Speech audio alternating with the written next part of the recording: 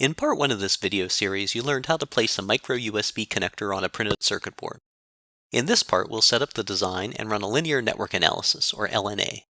We'll use the SI-Wave 2.5D solver to model the printed circuit board, and the HFSS 3D solver to model the micro USB connector. Click Components, expand IC. Open IPD 031201. Select U2A5. Right-click and select Create Ports on Component. In the Create Ports dialog, select the differential nets USB H2_DN and USB H2_DP. Click OK. In the project tree, expand the 3D layout design type and excitations to check the ports are created. Now we'll configure the port properties. Go to Layout, List to open the Design List dialog. In the Type column filter, type Pin Port to filter. Select both the U2A5 pin ports.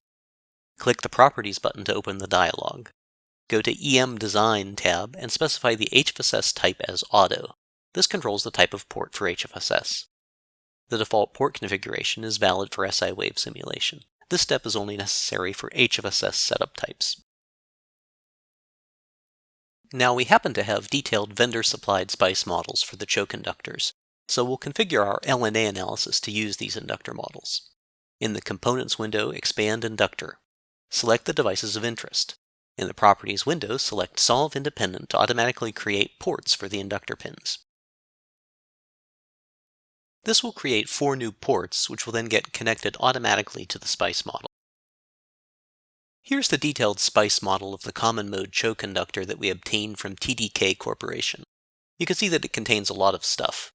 We want to create a reference to this subcircuit for the inductor. To configure the SPICE model, right-click on Inductor L3M1 and choose Model. Select the type as Netlist Model. Then enter the Netlist string as shown. This will tell the circuit engine to netlist the inductor as a SPICE subcircuit instance. In addition to SPICE netlist representations, you could also configure S-parameter models, vendor library components, and simple RLC models here. Now configure an SI-Wave setup as shown for the PCB. Accept the default and click OK. This opens the Edit Frequency Sweep dialog.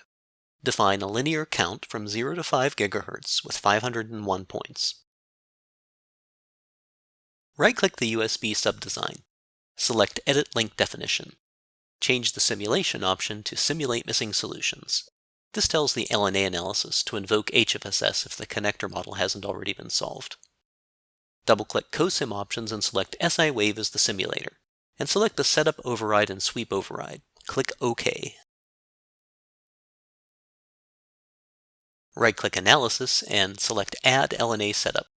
Define a linear count frequency sweep from 0 to 500 MHz and 501 points.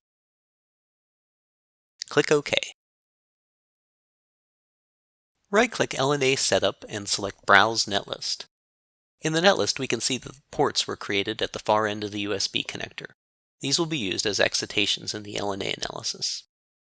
Right-click LNA Setup now and click Analyze. The simulation completes normally. First, let's plot the single-ended results.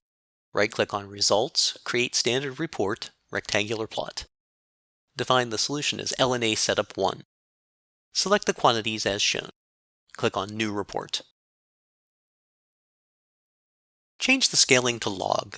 You can see that there is some interesting stuff going on at higher frequencies due to coupling between the traces and the power planes of the board. That high frequency behavior is mostly common mode noise, so next we'll check to see if the differential signaling helps filter that out.